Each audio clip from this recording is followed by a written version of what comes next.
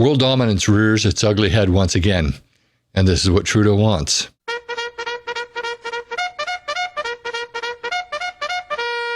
Hey y'all, welcome to my channel. I hope you're having a great day. Remember that crazy dude from Europe who tried to take over the world? No, not that guy. I'm talking about the other lunatic who just tried to censor Elon Musk and his other friends from the European Union who are trying to control Italy's internal business practices. Those guys. The guys that Trudeau's in love with. Back in the 1930s and 40s, a mega socialist freak tried to take over all of Europe and eventually the world. Canada and the United States had to cross the Atlantic to stand with their allies to help put an end to it. But why? It seems it was all for nothing. Socialism has taken over Europe. The United States was established in San Francisco on October 24th, 1945. Though it seemed like a good idea at the time, it has become a world government unto itself. Then, on November the 1st, 1993, the European Union was established. Less than 50 years after the real West had to step in and help stop socialism. And yes, fascism is a socialist construct. I know that the left tries to paint everything bad as being far right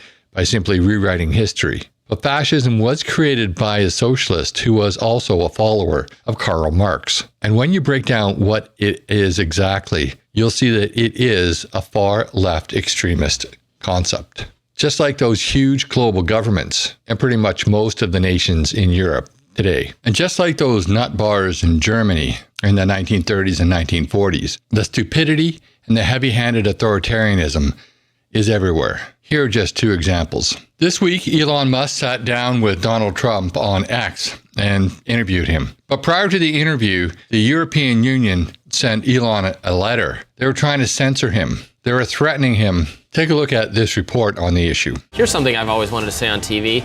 F your own face. That was Elon Musk's response to European Union digital enforcer Thierry Breton's warning before Musk's interview with Donald Trump on Monday.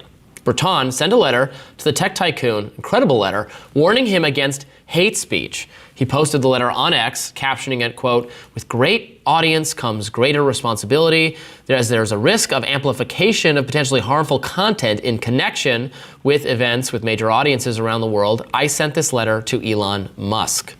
Breton reminded Musk of the EU's rules on promoting hate speech in the letter and said that any violations of the rules could result in further action against X. Now I ask you, what right does a government on the other side of the world have to interfere with a US-based platform where a US citizen is sitting down with another US citizen and U.S. presidential candidate and interviewing him while both are physically located in the United States? This is insane. Europeans chose to give up their rights and freedoms by establishing another level of government, but the United States didn't. Although I would normally not swear on social media, I do appreciate Elon's response. But it doesn't stop there. The European Union is interfering with the internal business practices or the internal business regulations of Italy. Take a look at this.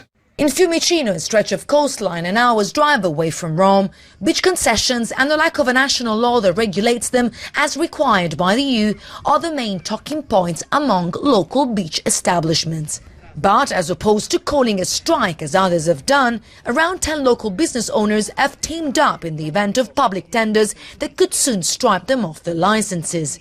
It's been over 10 years that Italy has failed to comply with the EU directive which aims to promote competitiveness in the sector by freeing up the market.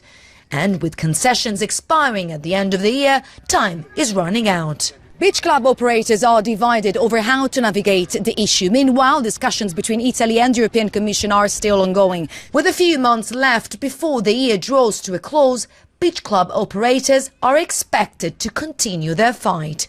I personally think that we in the West, and by the West I mean the real West, we in the Americas, should ignore Europe altogether. When they get into a conflict, we should just let them duke it out amongst themselves. How many North Americans lost their lives in World War I and World War II just to have the Europeans sign away their rights to another level of government? Every level of government, every bureaucracy, every regulation is a curtailment of your rights. Some are necessary, but most are not. Government is like a parasite. It keeps growing and growing until it finally takes over its host, its citizens. Yes, we needed to go to Europe and fight in World War I and World War II. The atrocities just couldn't be ignored. But I can't see any scenario in the future where we should put our young men and women at risk to keep Europe free when they aren't actually free now. And if they ever regain their freedom, they'll eventually just sign it away to another level of government. This is why decentralized government is so important. It's why the US states function fairly independent of each other,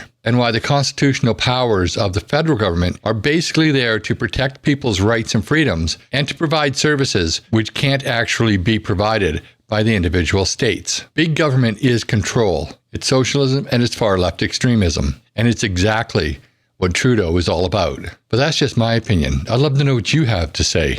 Put your comments down below. And while you're at it, please like this video. Share with your friends and on social media. And if you haven't already, please subscribe to my channel. Thanks for watching, and I'll see you in the next video.